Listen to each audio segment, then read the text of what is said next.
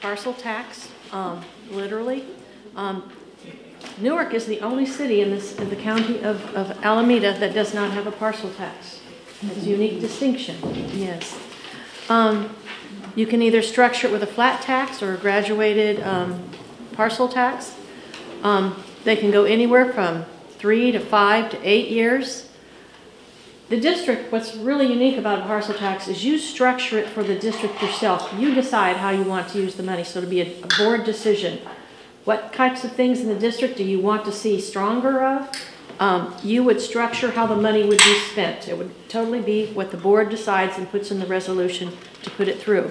You also would probably go through a survey at the beginning to make sure the community would support it. The district can pay for that survey. You put on what you think you need, you put it on the survey and see, would people support it or not? And there are firms that will come in and do that for you. My history has been when you listen to them, you get real results. If you go against them, your results might not be as good. We've always had, when we did the bonds, we've had grants from companies that are, it's to their benefit. That are going to benefit from it. Yeah, but in a parcel tax, who benefits? Isn't it more difficult to get funds to run a campaign? You get parents' donations. You get some learning organizations who donate. It's not as easy as a bond because they're not, architects and things that'll give to it. But you do get donations for it. I think that speaks to things we've talked about in the past. If we had a robust, centralized foundation, educational foundation with a lot of our parents involved in it, they're the ones that go out knocking on doors and helping to fund it and doing the door knocking. So it's kind of like a chicken and an egg. If you don't get the parents involved, it may be really difficult to run a campaign. Yeah, you need to get the parents involved. And I have to say, I've been involved in many parcel tax campaigns where I was out on the phone surveys, I was out doing the walks, teachers, here in this district, I heard the teachers are very much in support of a parcel tax. So we have the teachers, the parents, the administrators. You can have a ready, robust that support the district out there. And our union president is supportive of the parcel tax. Wonderful. I think, though, if it goes to the right program. Yes, I agree. And the voters will tell you what the right program is. Yes. But so again, I think I harped on this last time. Of course, conceptually, it's a great idea. But until we fix some of the structural issues, I think we're getting ahead of ourselves to think of how we would even fund this, because we have to be able to articulate that we would be a responsible, steward of that money. Absolutely. So I think, to me, that's really getting to the meat of. I think if we do that, I'm probably oversimplifying, but the rest of the job becomes so much easier to sell this.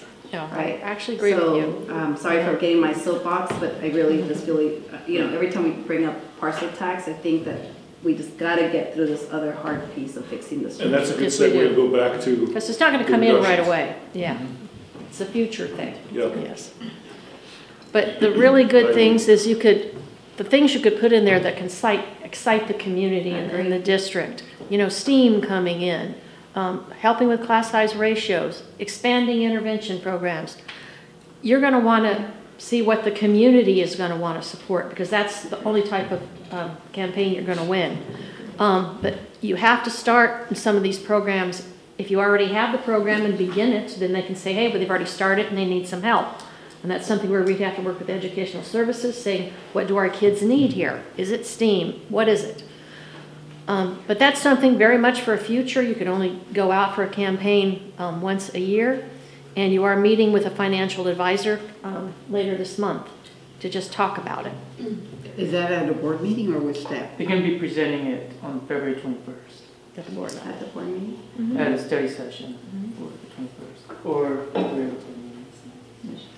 like I said, we're not planning on it. It's a future thing that you might look at. The unknown right now is, I gave you a little piece of paper here because you may have some comments on it. Our demographer. The demographer hasn't been here very long, but literally planning the budget with the demographer's reports has not helped the district at this point. And Kai has had a discussion with them about it. And it's something that are going to be here in front of you. So if you have any questions, we have growth in this town. There are actually new houses. But the students don't seem to be realized in the district in a great, as you would expect. Generally, a residential house should generate a few kids, you know, and you don't seem to get those few kids. What is called as the student yield is very low. He actually noted that. The student yield in Newark is very low, when you would expect much more. And we don't see it, actually where we're seeing a little bit of growth is only in the elementary. We definitely don't see it in the high school. So the demographers are going to be here on February 21st. And if you have any questions for the demographer, if you put them on the sheets, and we will tell the demographer what they need to answer to. We've already talked to them and said the board is not happy with your projections. We showed them and where you projected and then where we came in. So literally they were useless for our projections this year. They cost us money. And it cost us money. Yeah. And I don't know what was used at the beginning of this year, but whatever it was 168 students off, and that's not a little bit. I mean, Well, we dropped it from, I remember Brian telling us he dropped it down from what they said. So we didn't even go as high as they said. Yes. And it's still way off. Yeah, it's very off.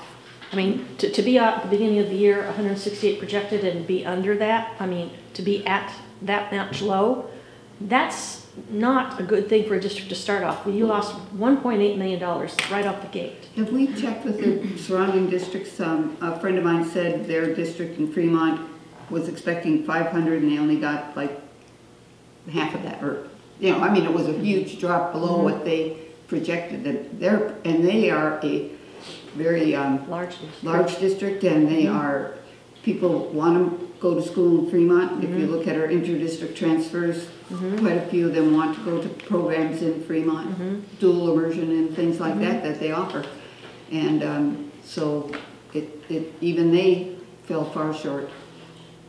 So we should probably look. Well, we heard at the state that it was every district in the state is experiencing a decline right now. If you would please, any of your questions that you can get to us. Just put them down? Put them down. We're going to send them to the demographer ahead of time. Yeah. My question is, what happened? Why were you wrong? Yeah. So that's one of my questions, but please reinforce that. But we're going to send them, we'll compile all your questions. You have we're a going to email them question. over. You're questioning whether they're using the right. Yeah, so I will say for the demographic projection, they were using the Hayward data, right, to project our. Yeah, that's what they said. The interesting thing about Newark is our new construction, all the new construction, the new addresses are located in new streets that were not created before. So from a school perspective, it's actually very easy to capture the student coming from a new housing because the street name never existed before. So all of these area 2 and the central village area 3, and streets will be created, so it's not that hard to capture the new student coming in.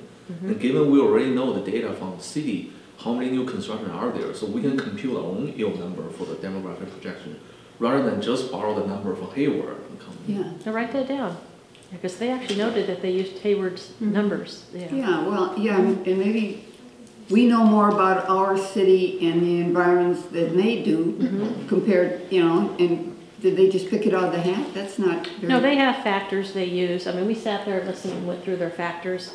But the bottom line is you were wrong. And that's the concern for us. And why should we continue with your firm? Why don't we just put an RFP and look at other demographers? Yeah, if they look at, let's say, 1.5, you know, students, we think that there'd be a way like you know, similar to a census where you go in and actually ask the question, who's actually living in the home, and maybe do our own, I don't know if that's something that's possible, but, and then you'll know how many school-age children are actually, as opposed to just you know, to me, not too many, you know, when you're talking about, you know, homes that are averaging $1.1, $1.2 million. Just. You know, it's something we need to ask the questions of demographers. Yeah. To me, there's no excuse for them to have given you guidance that was so far off. Is it, I mean, did you looked at cohort survival, right? If we had used cohort survival, we still would not have predicted a loss of students, so would we have? It would have been, it was pretty close to what is actually being run. Well, Right. That we it would have, it Right, would but I have did not- projected 140 students down? Right, but I did not factor in the new housing development. They factored in the new housing development, so they project that enrollment's going to increase. But I did not factor in the new housing. So you assume 0 from that, yeah. And it's often, when the houses come in, it takes 5 years for about students to come from it. They call it maturation. And, there's the whole thing that the kids go through the school and then they start going down. So there's a whole levels that they analyze. Right now, you're going to see the demographer on the 21st. I want to be here. Great. Because in Dublin, we actually got rid of our demographer too because he was under projected. We kept getting hundreds more than we realized in our schools. That's what we want. If you get that demand. And we can give raises to teachers. Yeah, it was much easier to give raises to teachers. Okay. Good, right. Okay, Fine. So school closure. I know some of the board members want to discuss about the school closure. So this is school A. We're not going to name the name of the school that we're looking at, but this is the principal's salary, office manager salary. This includes benefits as well: CalSTRS, CalPERS, medical benefits, office clerk, the librarian. It's going to come out to be about $426,000 at school A. Then also the infrastructure, gas, utilities, water, and supplies, $67,000 in savings. So in essence, it's going to be about $500,000 in savings for school A. And that's going to be ongoing savings. Here's school B. This principal is making about cleaning vents and everything, about $135,000. The office manager, $68,000, custodian costs. So we'll be limiting all these positions, or reducing, these positions. It's going to cost save the district about $401,000, plus the infrastructure, $67,000. So we're looking at about $470,000 in savings. Yeah, and I don't agree with those numbers. Okay, but okay. Well, for instance, people have the right to bump, okay? So a principal might decide to go back in the classroom, okay? So then that would take it from the principal's salary to, let's say, the $100,000. The office manager, those are classified that would have bumping rights, and they would go to other positions, where the person that they might be replacing might be at a much lower scale. If you do close down a school, you still have to maintain that property until you either rent it or you sell it. So there's still some cost there. Not as much as naturally, when you're using it all the time. What about the cost of the students? So the students bring costs with them. So the larger class, they'll go to a school with larger numbers of students. So the classes might be able to be more full. They might be bringing their supplemental money with them and stuff like that. So so they said anywhere from 500 to 800,000 is what other districts have said. Right. So this is actual right here from last year numbers. This is the infrastructure cost. This is current salaries of our administrators, office managers, and custodians.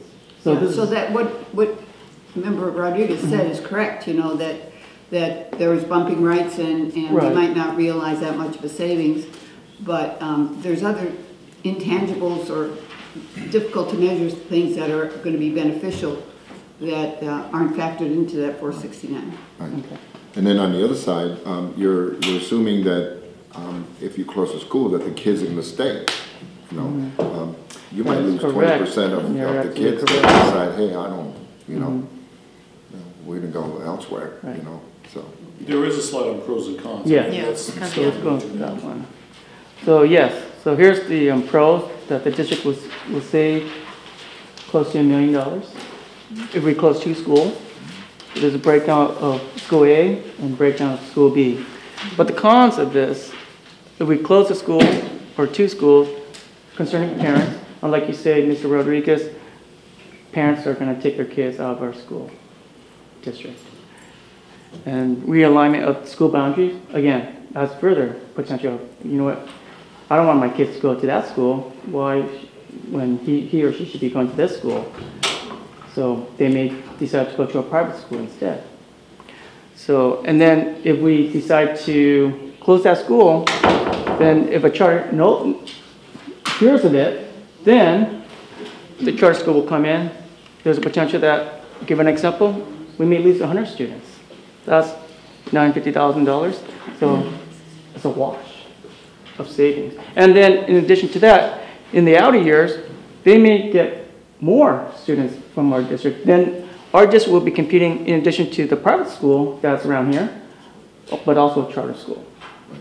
There are dozens of articles with pros and cons, Right. you know, so And then, it's good. It's a terrible, difficult process to go through, and there's just been a lot of districts in our area that have done it. We're lucky we don't have charter schools. A lot of them have closed because they have closed schools because of charter schools. But it's getting to be more and more difficult for charter schools to open, and the state is putting a lot of pressure on them in terms of proving that they are viable, and charters are being denied where they weren't at a rate before. So there's just a lot of dynamics there that we can add lots of bullets to both sides. Yep. and you can also combine schools where you might save on one administrator, but the school is still open, and then the way they share an administrator, where you have schools that are, let's say, 250 to 300, and you have one administrator. I know that's difficult on everybody, but the savings is probably half.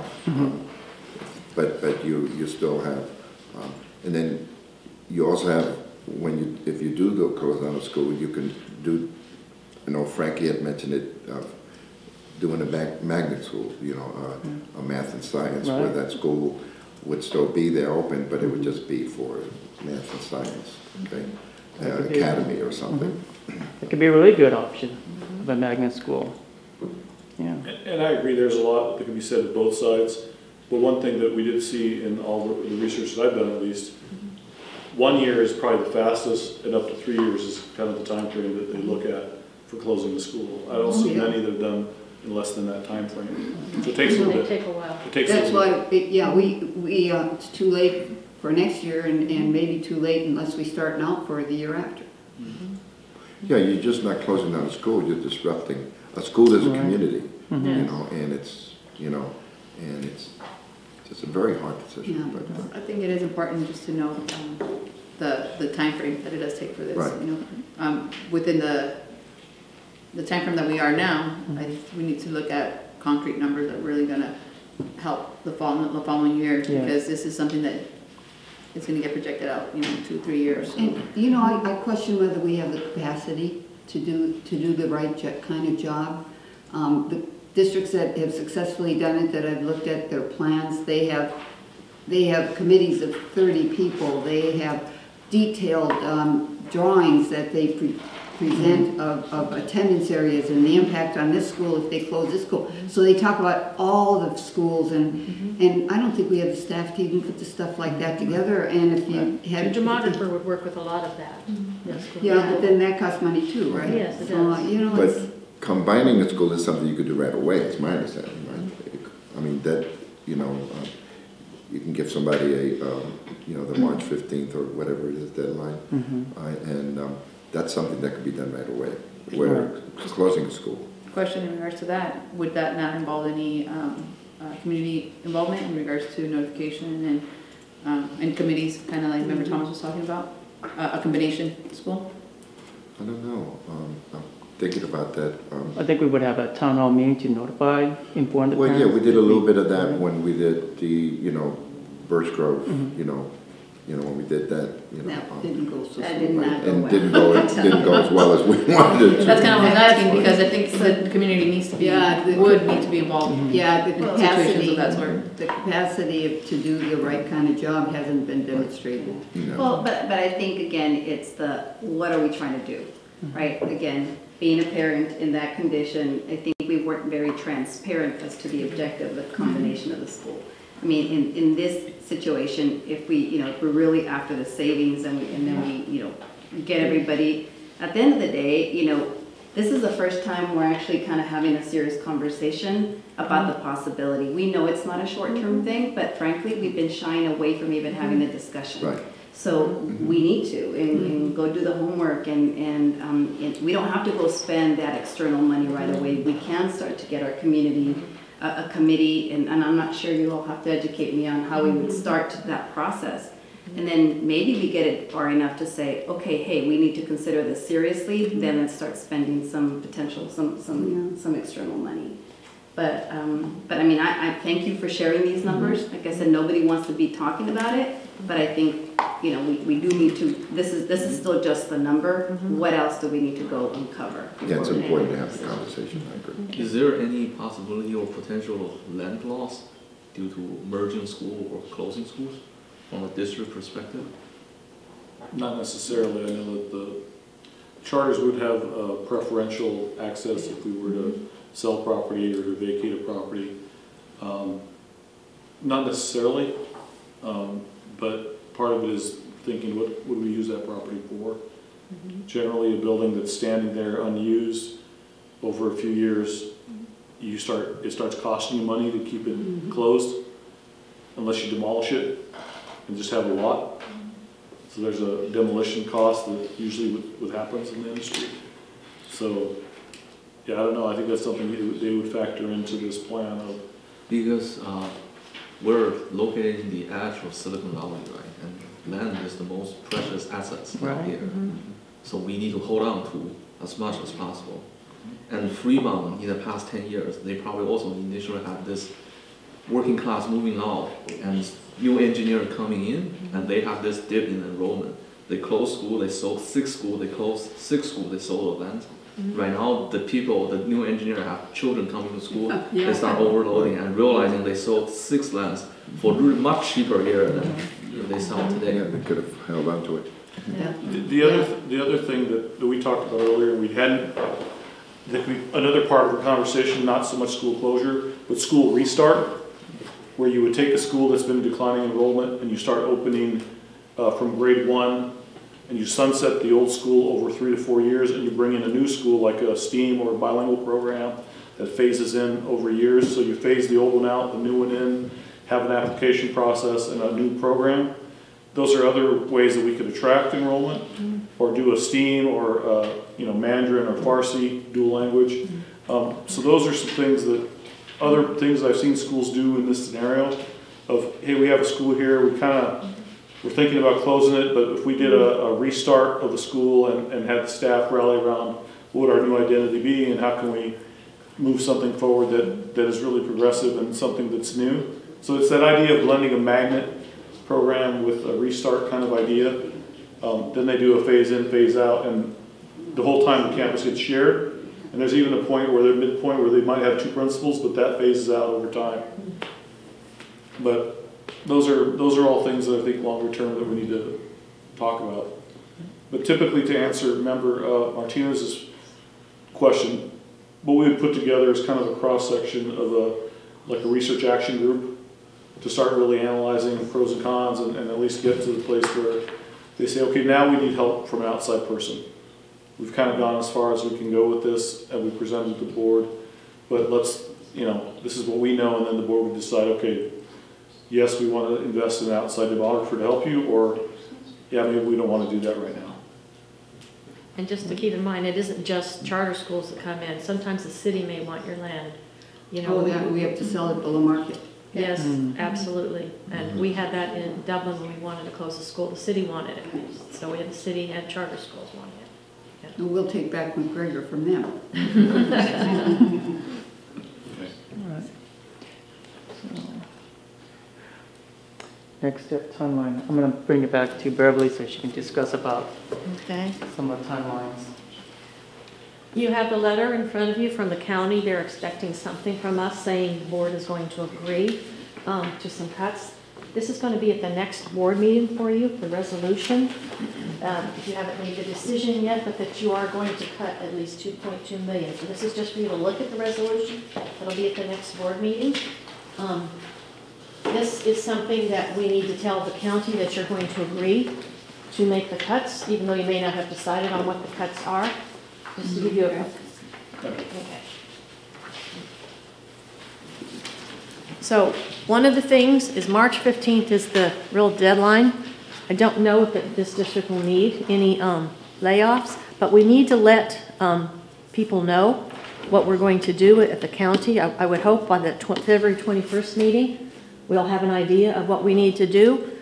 But if any teachers, and I'm not saying any teachers will be laid off at this point, but if they had to be out there, we need to know by the end of February so HR can get there and get the notices out to people that they could be changing schools or they could be laid off. You're saying temps and folks, we might have enough of them? Yes. It's possible, yes. We believe we can absorb 13 through attrition, Yeah. natural attrition. So we don't think any without layoffs will be reduction in necessary, yes. What is the average attrition number? You know? There may be one exception at high school because of the content. Yeah. I don't know yet. Yeah. I don't know. Well, what is the average attrition number per year? You know, district? It varies. Right. Last year was like about 28, correct me if I'm wrong, Carol.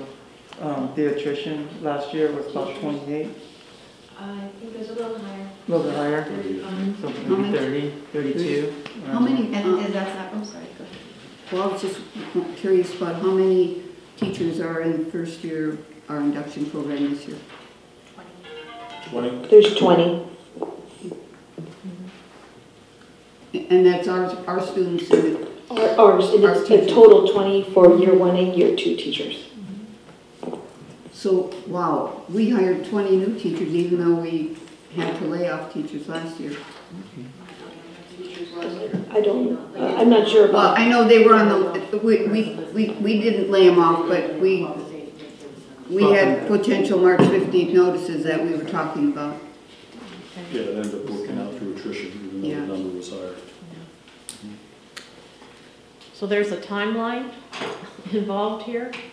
The county is asking for us to let them know by about the 15th. Right, Yeah. February 15th. That you are serious about contemplating, that you're serious about the cuts. Basically, remember, when we're planning a budget, you're not planning 1 year, you are planning 3, and that's what the county's looking at.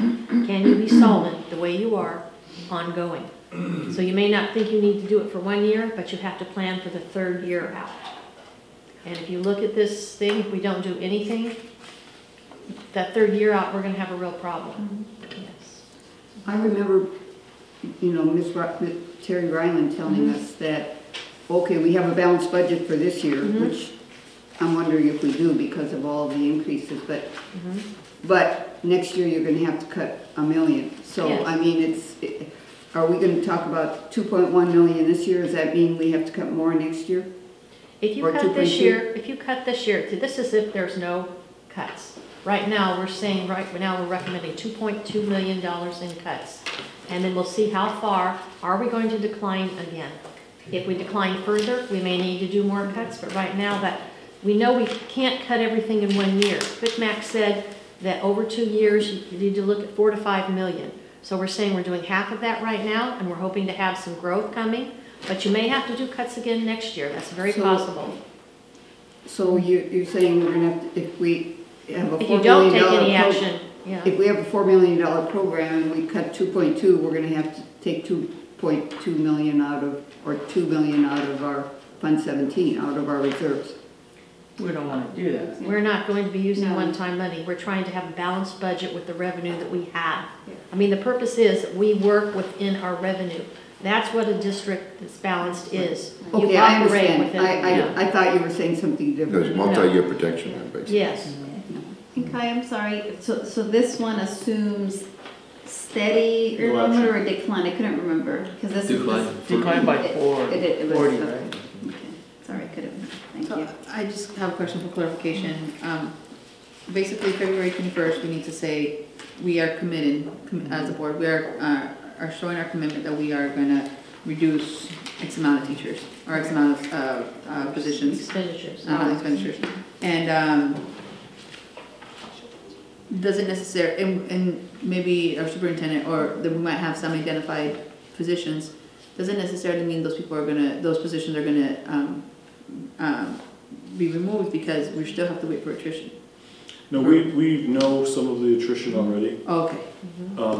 but the sooner we get the number of positions to human resources and through ed services, we'll begin identifying what are the right people and what are the right positions, so we can maintain programming and still keep going forward. Okay. You're very lucky in your district that you have that much attrition, because it just means the position doesn't need to be replaced, but that will need to be looked at in the, Okay. what you need. Okay. Thank you. So what else does the board need to see in order to feel comfortable making that decision? I know we've collected some of the questions thus far. Do you feel we need to have another study session next week, or what do you feel we need to do? There is this one item in this year's budget on the professional services and consulting one. It looks like we significantly under budgeted by the previous CBO. And that column might be costing, I remember last year it budgeted 7.9 million, and we're projecting 9.7 million this year. So that's a 1.8 million differences. I think the bulk of that is sped, but we could check on what exactly that was. And if that part is not being under control, then even though we cut 2.2 million, this one category alone eat up another 1.7 million. You end up only saving half a million. So we'll be looking at all these services, the 5,000 object code. When we do our, Yeah, that's one of the a lot of questions. those I touched on when we had a Right. conversation. And we're gonna come yesterday. back to you next. Things board meeting like, with it. yeah, I mean, how could we have been so far off on special ed transportation? And 875,000 added to the budget for software license fees. Those are the things that they just shout for an explanation. Okay, we'll do that. I guess my question is, do you want to have that study session Next week.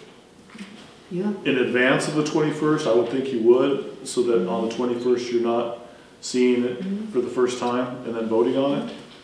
So that's kind of the question we do ask. Maybe we do it in our formal meeting, but that's something that I think would be helpful for us to be able to plan towards. Is it the next Thursday study session? Just on budget, or I have what a do you guys want to do? question, sorry about this, because I do understand Member Thomas's questions, and they definitely need to be addressed. The 600,000 one, like the, Oh. yeah, I just remember that one as well. So we need to verify that 600,000 is transferable.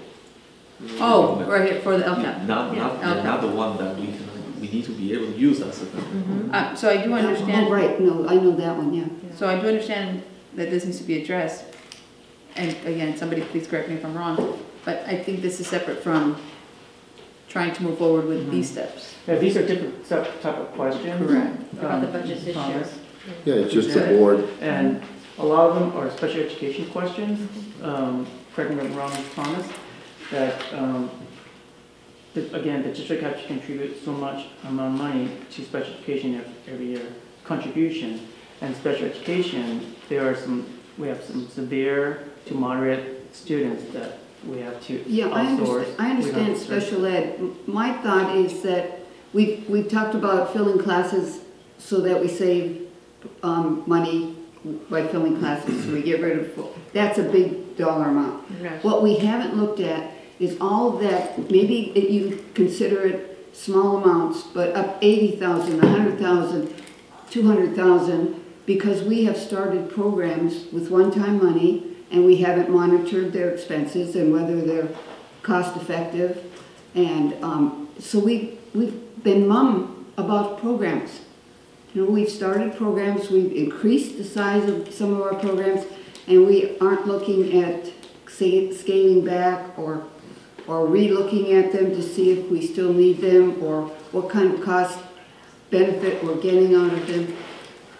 And that, it's easy to start programs and in this district they die slowly because they're not used, because they're not effective, or they I don't know. I just think we need to be looking at everything, not just filling No, classes. I agree, but that's an ongoing conversation, but on the 21st, the resolution is going to be on there, and then we'll have discussion. And then, basically, we have to let the county know that we're willing to make, based on what was on here. Yeah. Okay, but I'd like to know that it's more than just what's on the list, No, that we will yeah, look at, as part of coming up with that 2.2 million, we're gonna continue working after Right. that. We say, yes, we're gonna do it, we're gonna continue looking, but we're gonna look more broadly, I think. No, I think you're gonna have to be honest with you, and it does take a bit longer to look at each program. How effective is it? I mean, is it us saying what's effective? We have to talk to the educators, Exactly. the assistant superintendent of ed. What is working for the kids? It takes study to say what's going on, and we weigh in on it. How much money are we spending on it? I think it's something we're going to have to look at, and that's what I told you in our meeting yesterday. We need to look at it because we're probably going to have to consider more cuts next year if the enrollment continues to decline, like it's indicated right now. So, but for right now, we need ongoing expenditure reductions, and you guys haven't been making the cuts as you should have all along. So there's no doubt that these cuts need to be made now. But there wasn't 2.2 million on the list, Yeah, there is. is there? With the 600 coming 600. from the CSR. Oh, Yeah, okay. look at the top. So back to my question, do you want to have a study session next week to do one more, even deeper clarifying of the recommendations? What else do you guys need? I have a question From then Ryland. in regards to that. If we do have another session, like you said, what different information are we gonna hear than what we've already heard here? I mean, the reason Other why- than answering the questions you guys brought to our attention tonight, not a lot that's new, I would say. Because I feel, and again, this is just me, I feel like you guys have given us all the information that we need. I feel like you guys have given us the recommendations. And I think that now you're just asking us to move forward, you know? Yes. So But we're I'm just not- wondering, you know, again, I understand the questions and I do understand this is important information that needs to get addressed. But I think it's something that we should, like Member Thomas said, should continue addressing because we don't want this to continue to affect our district. But I don't want this to keep on dragging on. I don't know how the other members feel. I don't want to have another meeting that's only information and we're not No, touching on anything other than what we've already said. Right. I think, again, we're going to have the resolution on there, there'll be discussion, and then it'll be an open session, and then we just move on from there. And because to really get into it now would be a brown eye foundation. Okay, so we are going to have it at the next session, and then we'll go from there. And then in the meantime, just like Member Thomas asked questions, any one of us can ask for additional information. So you want a meeting next week to just talk about the questions? No. No, Okay. no. Okay. No, but if you can get it to us in writing, that would be nice. Yeah. Yeah, we could email it to the board. Yeah, were some of these errors in coding, or were they, what was it for? That's all. I think a Friday update would be good. Rationale, questions. Yeah. Okay. We have 15 extra minutes. President Rodriguez, I think that concludes our portion of the study session. There was one thing that wasn't on there. Yeah, a lot of things on there. And I know it's something that, remember Thomas and I have, we've been going back since Jan Schaefer was on the board, is other than solar, as far as revenue, is employee housing. And it's something that, we are blessed on having properties, and it's something that we've talked about, but at some point that can also help you with retention, and also it could be a revenue source.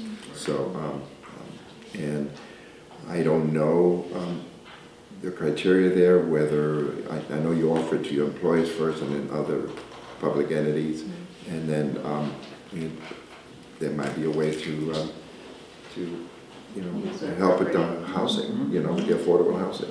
So, And we did look at that like 3 years ago or 2 years ago. Right. So maybe we Revisit that. Conversion of a site. Yeah, Right. Yeah, that's something that I'd Right. like to, and I know it's the longer term, but I think. But that's okay, let's add it to the Yeah, list. I would like to, I think before wrapping up, the idea of getting that committee, or you called it a group, I forget what you called it. Action research. Yes. Yeah. I mean, because a lot of, there's always gonna be a ton of questions, expenditure questions, but if we, really now, it's gonna take a while. Yes. How do we get the right committee going, with a clear agenda of deliverables now, right? So, I mean, that's something, like, how do we actually get that going? Do we have to, It's pretty simple. The board asked me to do it, and I do it. Okay. So it'd be even more simple than that during the portion where you do reporting out as individual board members. Okay. You bring it up, and I wasn't sure if it was agree, something we all have to can you guys vote start on looking at as that? a Well, board. if you want, if you want me to create it, that's one thing, and that's easier. Yeah. So that's pretty simple. Okay. Well, we could talk But I even can do it just based on if there's agreement in here. That's easy to start. I think another thing, I hope that, Shar, I hope you're capturing the requests that are being made. Not just Sarah's today, capturing today's requests. well, not just today, but at the end of the meetings when people ask for board requests, and to make sure that we calendar stuff, or at least tell the person requesting it that we don't want to do it. I think that there's a lot of things that might play into looking at programs and effectiveness that could be on agendas that we can start understanding more, especially with the new board members, understanding the history of some of the programs we have, and some of the costs over time, and what the history of how they were generated, and maybe the ongoing cost of them, because I The think revenue that comes on, the expenditures, how they Yeah. weigh, cost benefit.